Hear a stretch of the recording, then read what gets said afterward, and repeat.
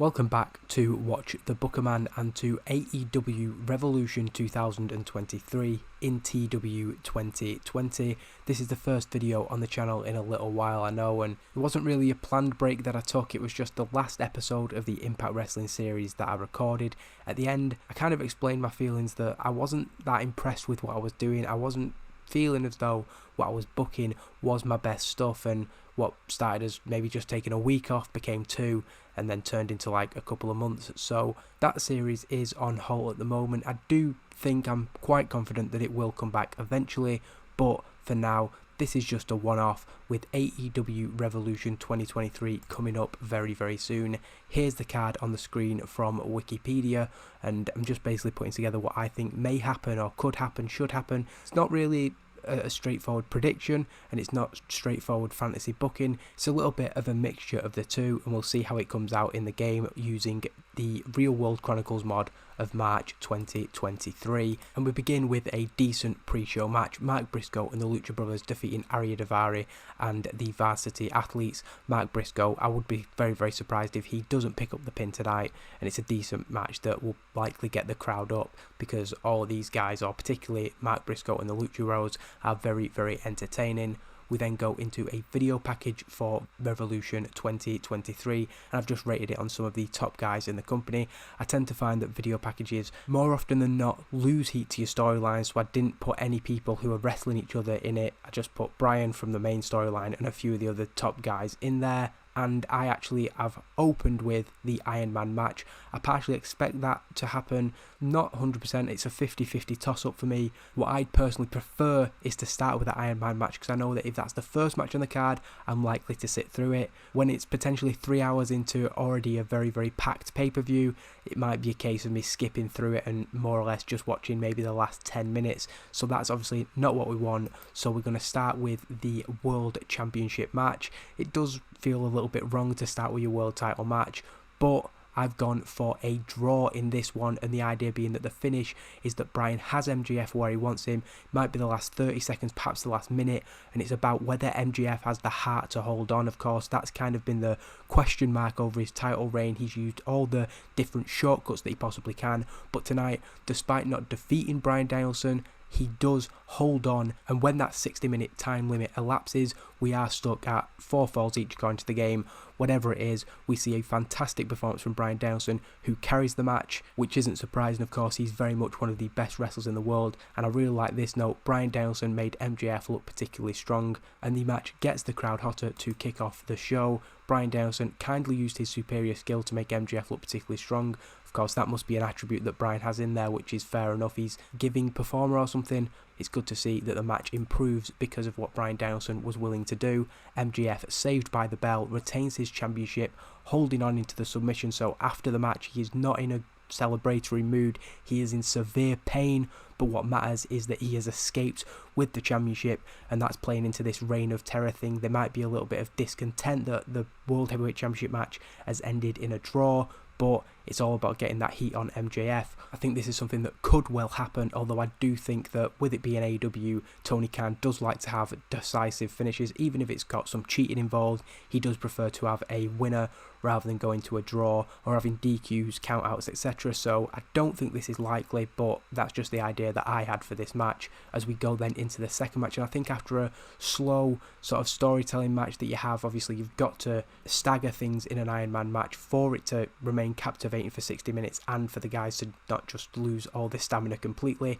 So I think then to go into this steal the show type match that you get with the Elite, with the House of Black, and this is generally what the trios titles has been used for, just to be these steal the show matches. And actually what I expect to happen and what I've booked to happen here is the House of Black going over the Elite, Malakai Black pinning Nick Jackson with a black mass. Buddy Matthews and the Kings of the Black Throne, the House of Black as they're known together, become the new Trios World Champions, and I think that this frees up the Young Bucks and Kenny to be bigger parts of the show. They've been a little bit on the periphery since they won these titles. Since they've returned, it was the potential for having the Wayward Sons to return and maybe add a different dynamic to their time in AEW, but they tended to just go back to what they were doing. Of course, they wanted this Trios title run. They've checked that off their bucket list, and now we're going to go forward with a strong push for the House of Black, who are another team who haven't been utilised as much as they possibly could have done in the company, and this should be the kickstarter, and I expect it to be the kickstarter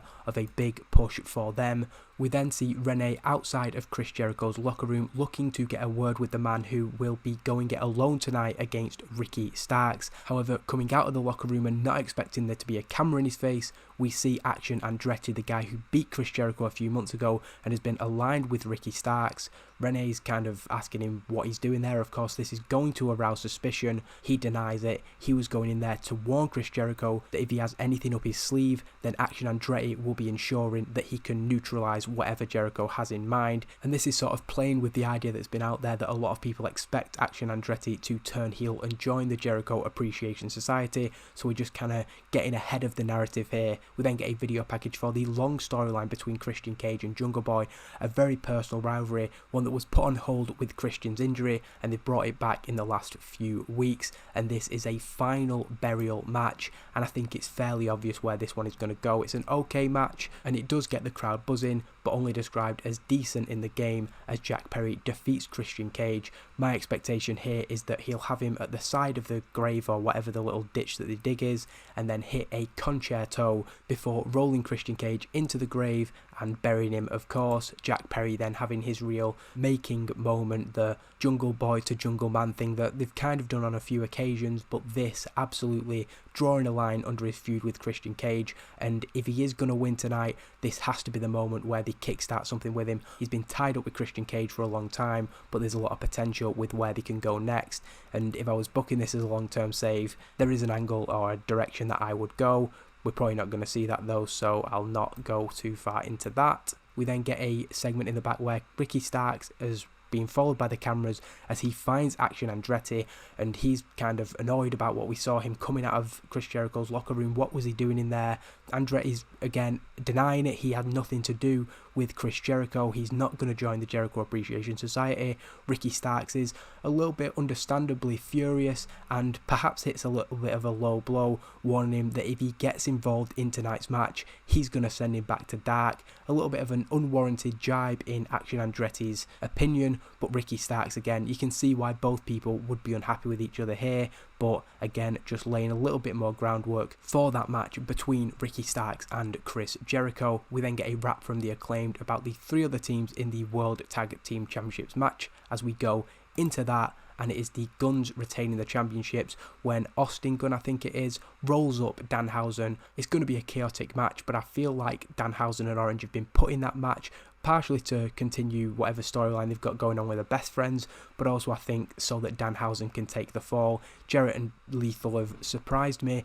I wasn't that big of a fan of Jeff Jarrett coming in, but he's been a hell of a lot more enjoyable than I expected, and I don't expect that they're going to put the titles back on the Acclaimed just yet. This allows the Guns to continue being those arrogant guys, and they celebrate in the post-match, setting up the return of FTR, who come to the ring, their first appearance since they were defeated by Austin and Colton Gunn, and they take the champions down and make it clear that they are back to become the new World Tag Team Champions. Of course, the future of FTR is a little bit unclear. Dak's doing a lot of stuff online that hints that they may be leaving, or a lot of work shooty stuff, or is it shoot? We don't really know. If they're to come back, I think it would be a good time to bring them in, and I expect that they'll be going right back after the World Tag Team Championships and bringing their storyline with the Guns back full circle. We then get the TNT Championship match, which is the blow-off between Joe and Wardlow that's been going on for a long time, and I think that the interview Wardlow did with JR really kicked this up another notch. He did a really good telling of the story about his father and how personal this match is,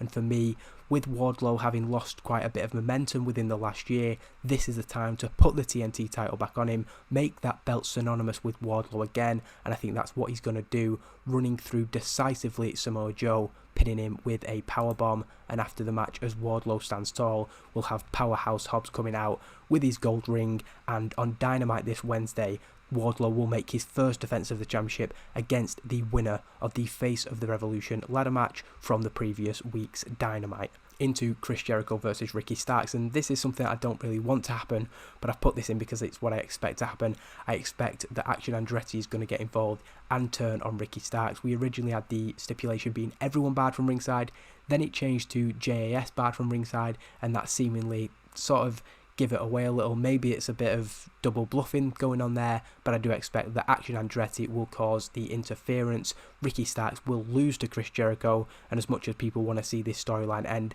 I do expect that Jericho is going to go over, and in this case, Action Andretti turning heel. I don't think his sort of babyface push has worked that well, and I think aligning him perhaps with Jericho, or well, the idea that I'd have if I was booking wouldn't be to align him with Chris Jericho straight away. It would be to basically go into his own motivations and then whatever the idea would be after that. But I just think that him being attached with Starks isn't particularly interesting and doesn't do much for Starks, nor does losing to Jericho. But I think a third blow-off match, maybe in a cage or whatever, Ricky Starks defeating Chris Jericho, and then you can happily move on from this storyline and get Ricky Starks some of that momentum that he had back. Chris Jericho stands tall, and the idea here is that it wasn't a plan between Andretti and Jericho. Jericho is either as shocked as everybody else, or he's acting as shocked as everybody else.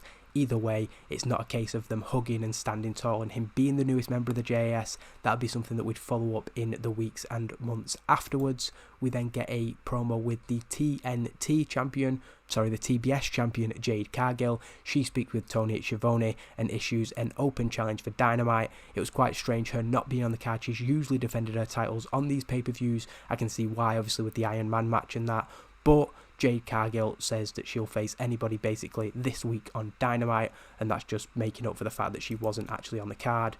We then get the Women's World Championship match, and Jamie Hayter pins Ruby Soho. We have Toni Storm getting involved and Britt Baker getting involved, and the idea is that Ruby Soho is that one on her own, and that's basically what costs her. Jamie Hayter, it's not nearly time for her to lose this title just yet. She can have a fantastic run, and that's exactly what she will be doing going forward as she retains her championship. Joined in the ring by Britt Baker, and the two of them celebrate. Lots of support for them as the game describes, as we then go into a video package looking at the rivalry of these two top guys in AEW history. That's kind of been a big part of it.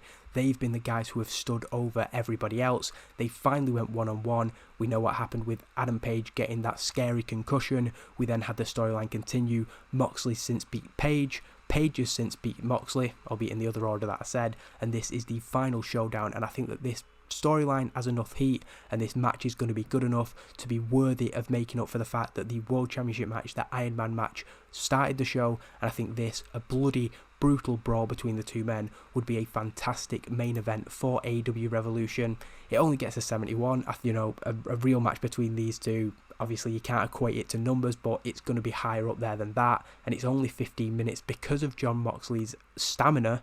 But I expect, and to be honest, hope that Adam Page will be defeating Jon Moxley tonight with a buckshot lariat, and it's going to be, of course, buckets of blood, absolute mayhem and chaos, and I can't wait to see this match. In my mind, the person who takes the title off MJF at the moment, my choice would be Hangman Page. Of course, continuing his rebuild, not necessarily doing this in the next couple of weeks or months, but a long-term thing for me. The guy to take the title off MJF, this absolute hated heel, is Mr. AEW, and for me that is Adam Page. He stands tall to end the pay-per-view. He has put Jon Moxley down, the absolute monolith of this company. Nobody has been better than Jon Moxley in the 3 years or 4 years that AEW has existed, and now Adam Page has proved himself to be the face of this company, the top guy, and again we can continue to tell the story of him as that top babyface in the company through the next months before leading to possibly All Out 2023, Adam Page versus MJF. Either way, that to me is going to be a huge top program, and a 70's decent, increasing our popularity in 11 regions. Of course, that kind of stuff doesn't necessarily matter, but I'm very, very happy with that show, and hopefully people like my ideas for Revolution, and fingers crossed that the pay-per-view surpasses a 71 and is really, really good. There's been more negativity towards AEW than I've ever seen really in the last few months, and there are, of course, warranted criticisms towards the promotion. I still watch every week, but there are certain things that aren't quite as exciting or entertaining as they once were. Either way, AEW Revolution 2023 I think is going to be a good pay-per-view, depending on how they lay it out and depending on the order of the matches. I think it is going to be a very, very enjoyable show. Great praise, a lot of good feedback, and there it is, Revolution 2023. Cheers. Thanks for watching, and I'll be back when I'm back. Thank you.